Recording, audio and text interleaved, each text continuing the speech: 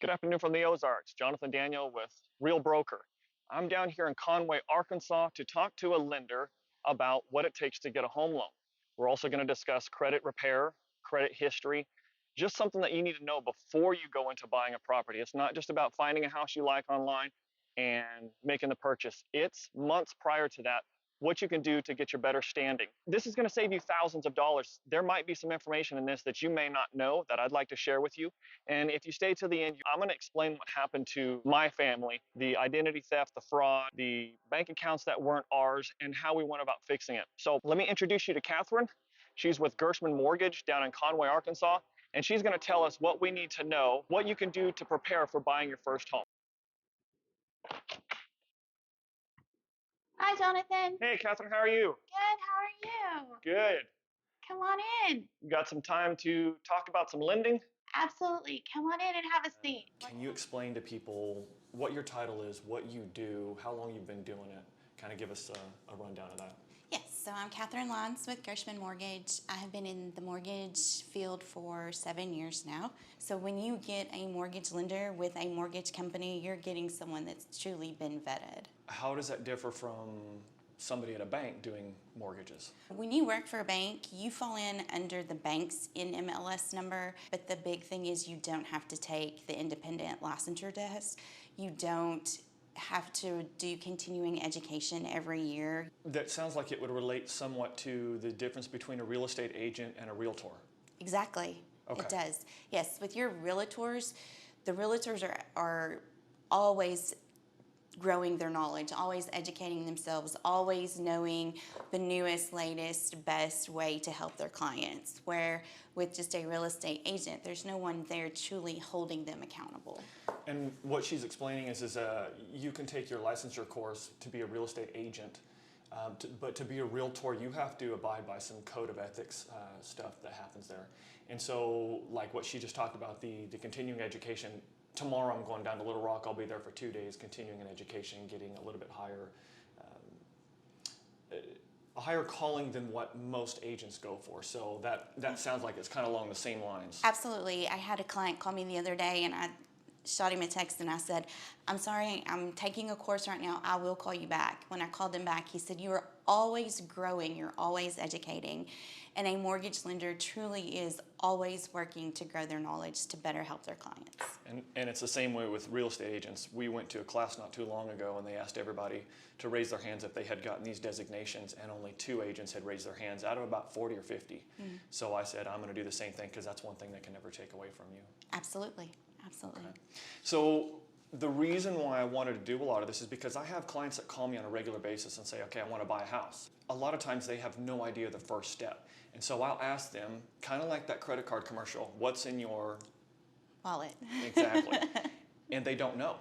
So there's 2 ways that I can think of that you can buy a property. Number one is you have the cash in the bank, which very few people have, the amount of money it takes to buy a property. Absolutely. The second one is get a loan. Yes. Yes. Can you think of any other options?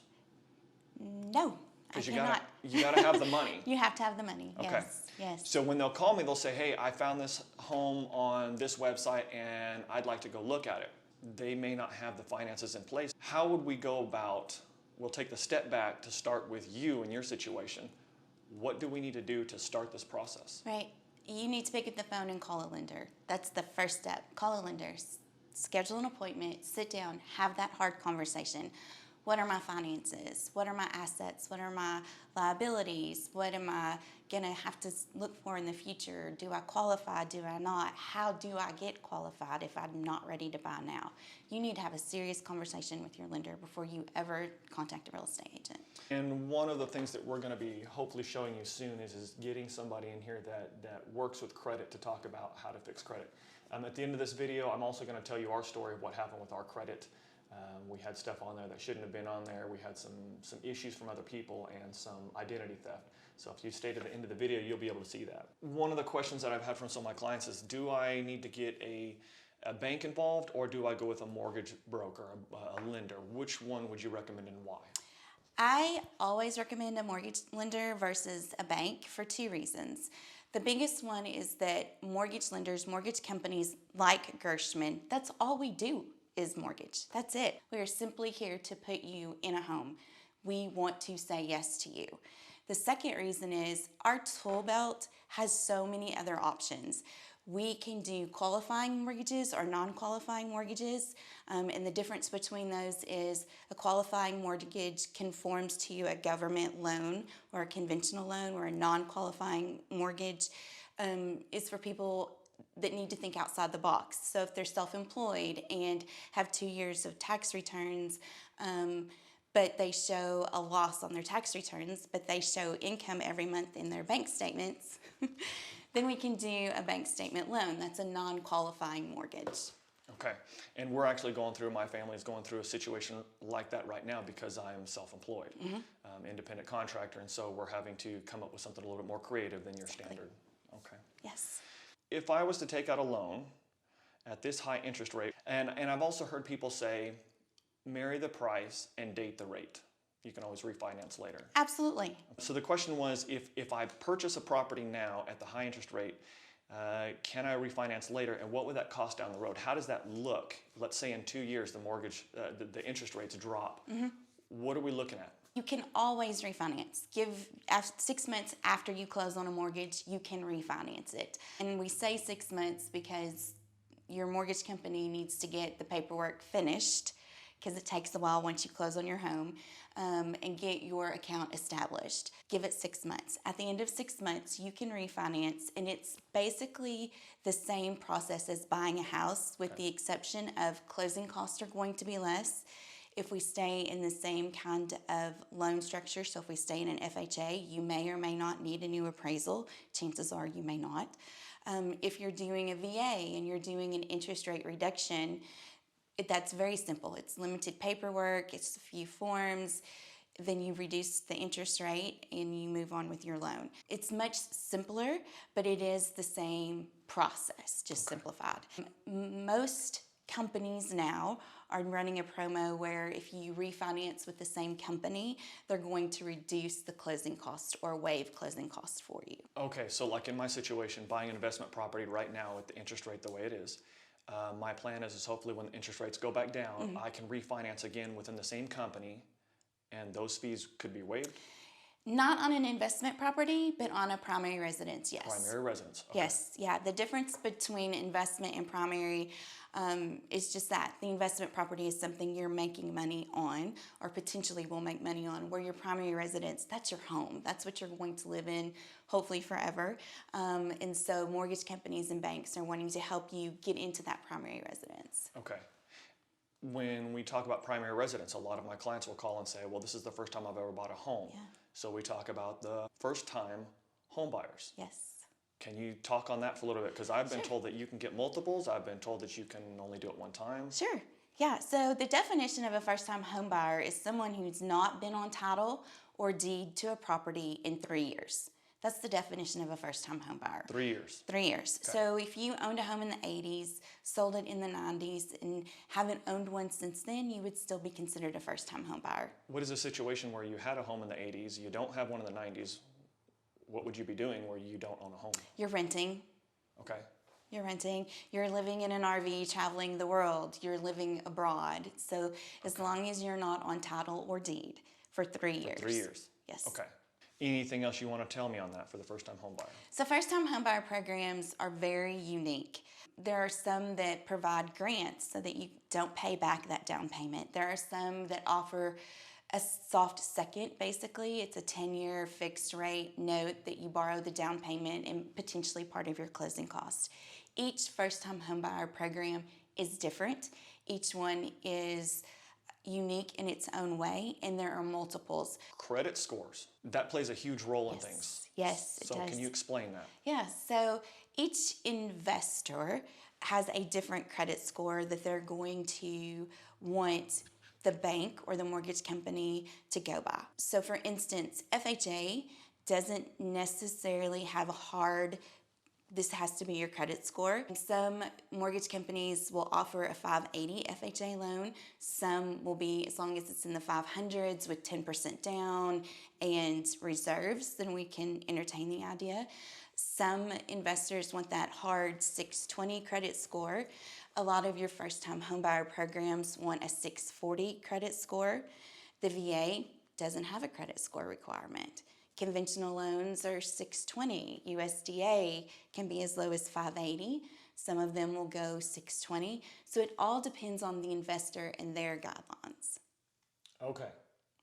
That was a lot of information. It was. And it varies on the credit scores. It does.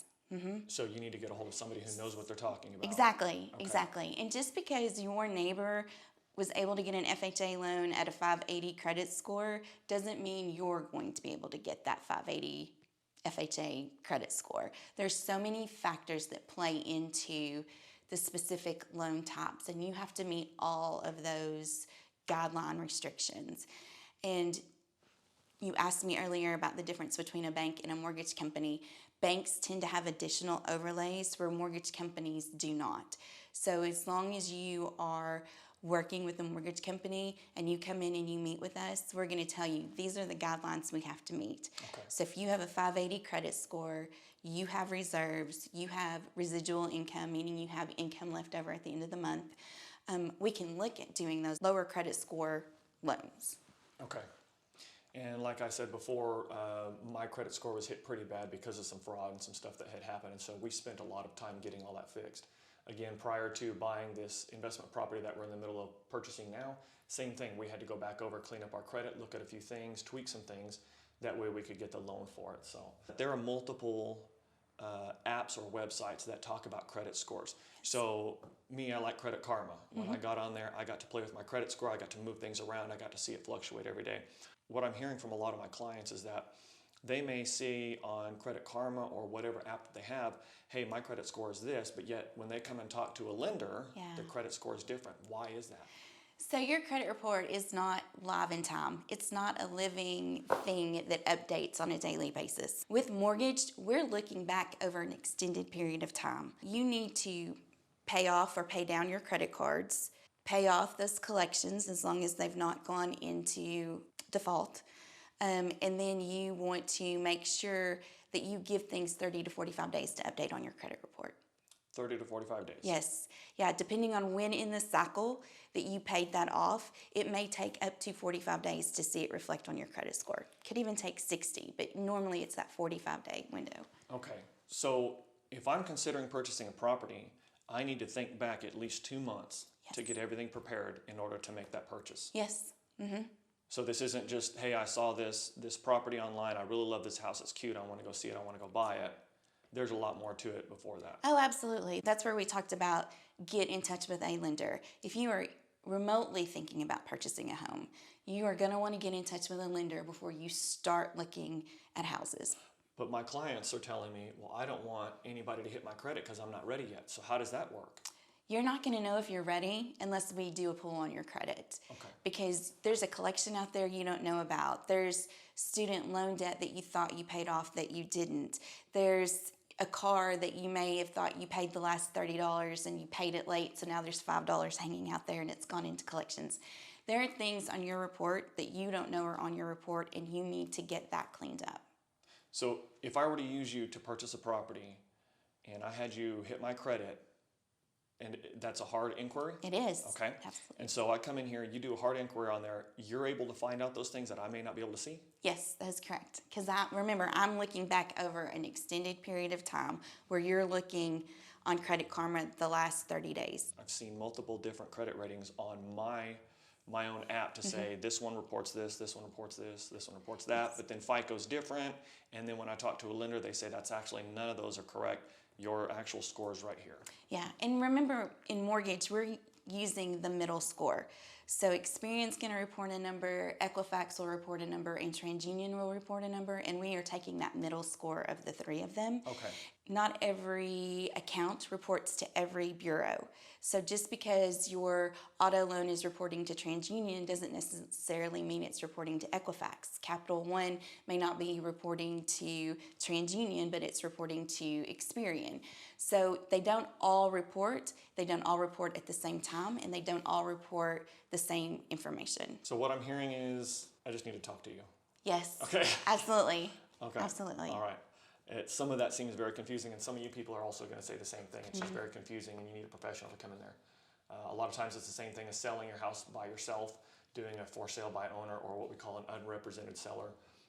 you need a professional to come in there and do your documents and stuff for you. I had also heard from somebody, and this is one of my clients that asked me about this, is that they have been told that they need to have their credit frozen somewhere in the process before and after. Can you explain what does it mean to have your credit frozen?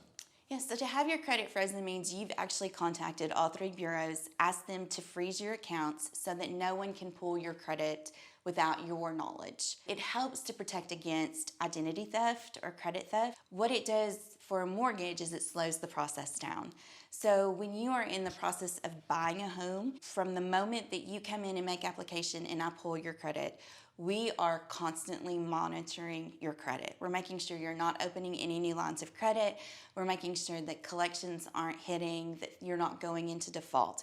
We have that initial one credit pull, and that's it. And then we monitor it from the time that you start the application up until 30 days after you close. Can you explain what a credit simulator is? So a credit simulator is one of the tools in mortgage that we use to help you rebuild or clean up your credit. It's kind of like a what if. So if we pay off this or we clear up that, what is it going to bring your score to and how quickly can we get it there? So you guys can play with numbers without actually changing anything? Correct. Okay. Yes. All right. And I think Credit Karma for us, when we did that, kind of did the same thing. If you would pay down this higher interest rate, it would improve your score this way. And yes, so absolutely. similar type very of deal. similar to that. Yeah. So we can go in and we can click on an account and say we're going to pay this off within the next 30 days. Will it raise our score 5 points?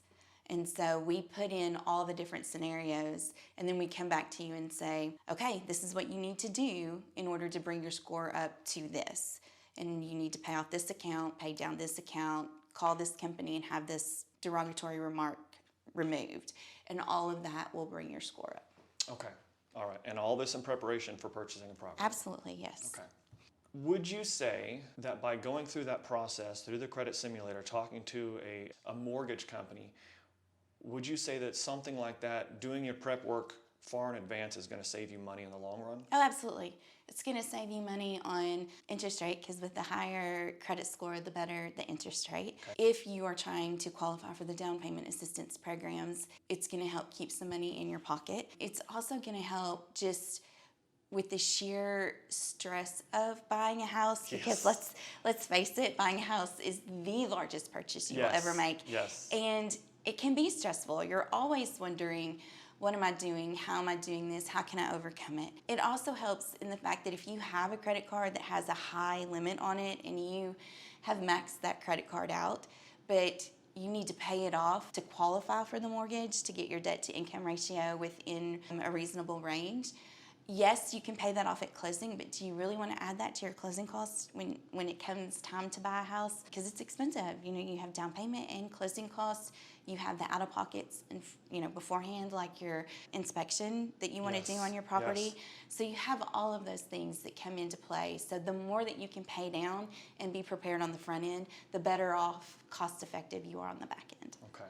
And so like in my situation, when you're talking about the total cost of it, I'm getting a loan for an investment property. I just had to pay for the appraisal. Yes. And that cost more than I thought it would because there's no comps in the area. I also had to pay for the home inspection. Yes. And there's a lot of little things that come up through that whole process that people need to be aware of and be prepared for. When we talk about that, then we also say that during the process of buying a home, let's say I come to you and I want to buy this property, I'm not allowed to open up a new credit card. I can't use my credit card anymore. We already talked about freezing the credit. What do you say about that? What should I do and what should I not do? What would you say as far as credit card usage, opening up new accounts? What can we do and what can we not do during the home buying process? So the running joke in my office is eat, work, pay your bills. That's what you do when you're buying a house. Don't do anything else. Don't go on vacation. Don't open new lines of credit. Don't max out your credit cards. Don't go buy new furniture. Don't do any of that. Your focus is to get in that house. That is your focus. Right. So you want to keep your debt to income ratio down. So if you have to use a credit card, you need to only utilize 30% of that available credit, and you want to pay it off every month. Okay. That's what you need to be doing anyway. But if you're one of those people that you just put everything on your credit card every month and you pay it off every month, don't change that habit, but be very cautious about what you're putting on it. Okay. Do you really need to buy airline tickets to Disney this month, or can it wait till the next month? Do you need to buy those cruise tickets, or can it wait till the next month? That's really, just do not do anything that's going to affect your credit in a negative way until after you close on your property. How far after you close on your property? I tell people give it 30 days. That lets the mortgage company close out the loan completely on their end. So I'm thinking about buying this house. I need to come talk to you. I also need to get my credit cleaned up. I need to make sure all these things are in line. Yeah. We're getting ready to buy the property. We're under contract. Yes. Be very, very cautious on how to use the credit cards. And then an additional 30 days after. Yes. Okay. Yeah. It sounds crazy, but it can be a 6-month process. From the time you do the initial come talk to me until the loan is finally closed and sold to the investor on the back end. Okay. It can be a 6-month process depending on where you start, how much work you need to do, how long it takes you to find the house. But you find the house, you write the contract, and you're sitting at the closing table, 30 days. 30 days. Okay. And in our area, we've typically said 60, 90 days max. Right now, we're looking at about 45, and a lot of that has to do with surveys, getting surveys done. So surveys and lending is usually what takes the longest time in a purchase on something like that. So make sure you have your time frame set out. So 6 months, guys, 6 months. Okay. When we talk about credit, talk about a good mix of credit. Yeah. What does that mean? So you want to have a good mix of open accounts that have been opened or seasoned for an extended period of time. We call those revolving accounts. So those are your credit cards. You want installment accounts like your auto loans, and you want those to be seasoned. So if you bought a car last month, you really don't want to come see me this month because you still have those hard hits on your credit report from where you bought that auto loan. You've not truly made your first payment. Is it truly reflecting on your credit report yet? Right. So I don't want to be midway through closing on your home and I get that debt monitoring alert that you bought a car, and now I've got to explain that. And how did it affect your credit? Did the payment go up? Did the amount you own on the vehicle go up? So all of those things come into play. So having a good mix of credit just simply means that you've got good seasoned installment loans, good seasoned revolving credit loans, that your student loans are in good standing, because that's a big one these days that we see. So that would be a good mix of credit. Okay. When you talk about seasoned, so I first started credit when I was probably 18, 20 years old. Ran my credit, and then several years back, we decided to go cash on everything, get rid of the credit cards, cut everything up. Now that we're back into it, the age of my credit history is a lot shorter than what it should be. It's half of what it should be, and that has hurt me. Yeah, absolutely. What would you say to that? You can't speed up time. You can't That's right. reverse time. So if you have a credit card that you've had since college and it has a low credit limit, just leave it hanging out there. It's not hurting you if you're not using it, but maybe once a year to keep it active. It's not hurting you. Just leave it alone. Let it sit there, because age of credit shows stability, and that's what investors like to see. Yep. Yeah, we shot ourselves in the foot on that one. So Yeah. This is one of my clients that had asked me, is it better to keep a small balance or hold a zero balance on my credit cards? I've been told to stay at 30% or less. Yes. So I tell people 30% of the credit limit, utilize that. That's where you need to stay. We are a family, personally. We use our credit card, we pay it off every month. But it always shows to carry a balance because we just use it all the time. But we never go over that 30% utilization of the credit limit.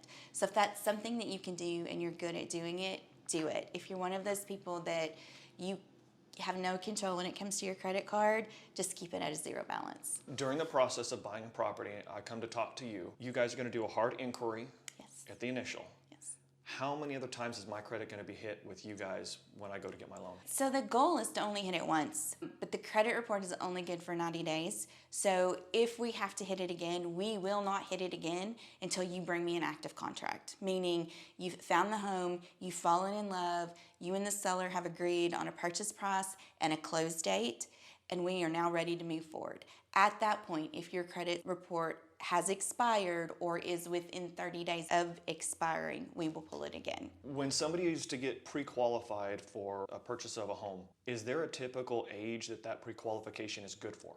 90 days. Is that standard? I have found it to be pretty standard, yes, because it kind of follows the flow of the credit report. Okay. As long as you're keeping your bank statements, your pay statements all current with your lender, they're going to stay on top of your file. If you come in, you visit with me, you turn in your documents, and then I don't hear from you again, you're not returning phone calls or emails, I'm going to assume that you have found something you have decided not to buy, and we're going to close out your loan at that point. Okay.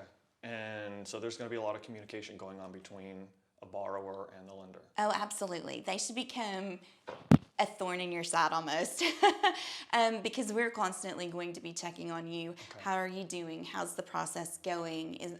Are there questions that we can answer for you?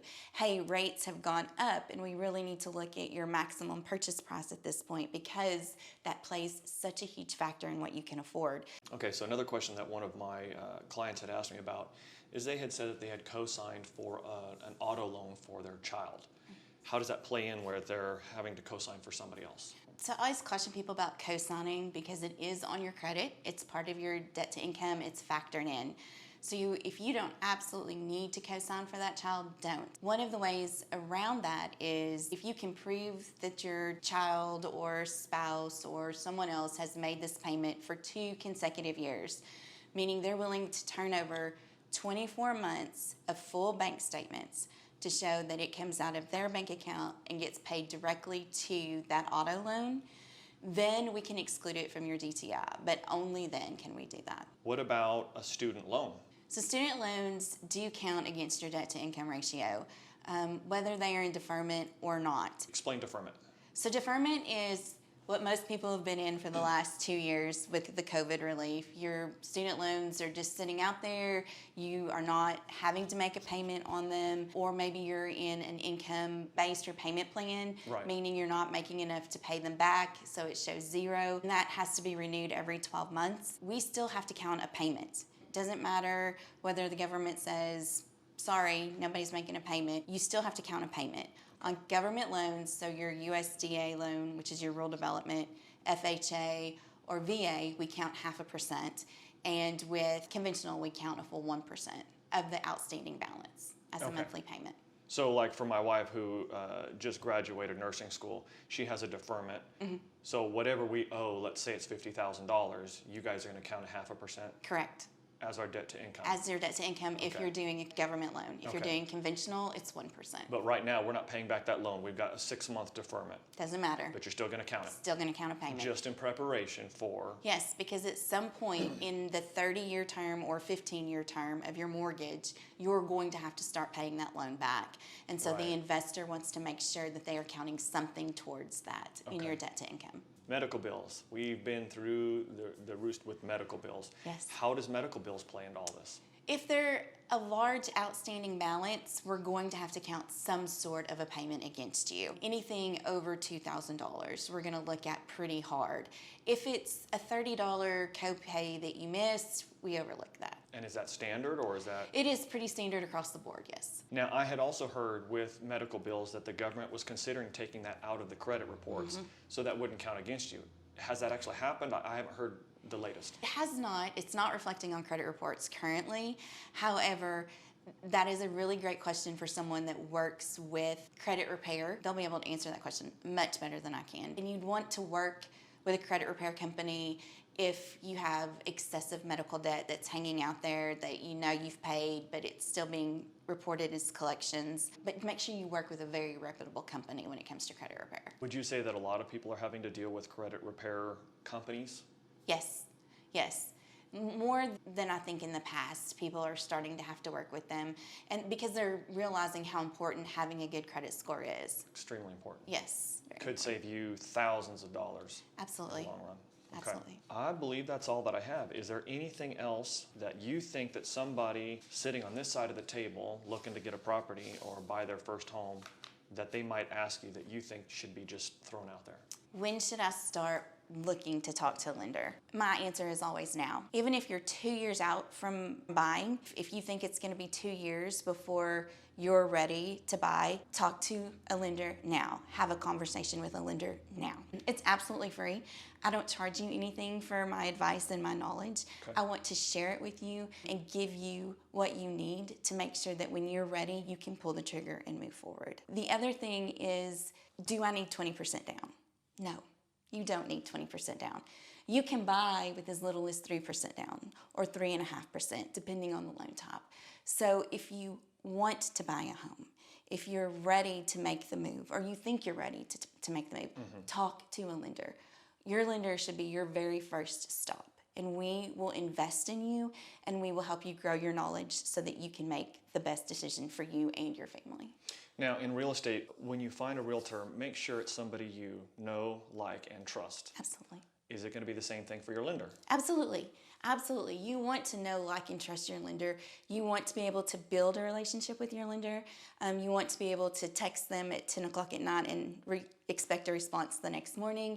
You want to be able to call them and say, we've had a medical emergency. How is this going to affect our mortgage? Or I'm really nervous because rates keep going up. How does this affect my buying power? Or, hey, I got offered this really great promotion with this new company. How does that affect my buying power? Right. Because all of those things will affect whether you can buy or not. Anything else that we should know? It doesn't have to be scary, and it's very exciting. Yeah. Yeah. And I've heard some people, when they get into a contract on buying their first home, a lot of times within the first couple of days, they start having buyer's remorse because it is scary. Yeah. That amount of money and having to go into the unknown that you've never been through. And what I've told some of my clients is give it a few more days. Once you get that buyer's remorse, maybe about the third day, once you're under contract, give it a few more days and really think about it and make sure this is what you still want to do. And a lot of times that buyer's remorse calms down. And do you see a lot of that? I do see a lot of that, especially now that rates are climbing. But that's why you have a team. That's why you have a mortgage lender, a real estate agent, a title company. You can call all of us and ask us questions and we will answer them. We work for you. You are our focus and our number one priority. And so we want to make sure that you are absolutely comfortable in making the largest purchase you will ever make. Anything else you think we should know? I don't think so. I think that's it. Okay. Well, guys, I hope that helps you out. Explain some things. If you have questions, you can feel free to call me, or you can also call my friend Catherine here. Hope this helps. Have a good one. Thanks. Well, I hope that little Q&A session with Catherine helped you. I hope you learned something. It's not just about the purchase. It's about all the prep work that comes before that that's going to save you thousands of dollars. Like I said, I would tell you my story. Almost 20 years ago, I investigated my credit report and found that a family member's mortgage was on there, very high outstanding balance. I had to dispute that, got that cleaned up. I also found out that one of my siblings had an auto loan that ended up being on my credit report. I disputed that, got that cleaned up. Everything was fine until about 8 years ago, and I did another annual credit report to find that somebody in California used my information to buy a cell phone, $1,500, and didn't pay for any of it. That ended up being on my credit. That's identity theft. I filed a police report with the county that it happened in. I filed a police report with my county where I was currently living in 3 states away. And then I submitted those to the credit bureau. Those inaccuracies were taken off my credit. About 6 months ago, we decided we were going to buy an investment property. I pulled my credit again, and I found the subject that used my identity. His name was still on my credit report, so I disputed that again. This is just a few months ago. All of this was done in preparation for getting a loan to buy this investment property. The more you do on the front end, just like Catherine said, the more you do on the front end to clean those things up and to make sure everything is accurate, that there are no inaccuracies, and that your credit score is what your credit score is, the better chance you have of saving thousands of dollars and actually getting an approval for a loan. So that's the story. I really hope that this video helped you out, and God bless.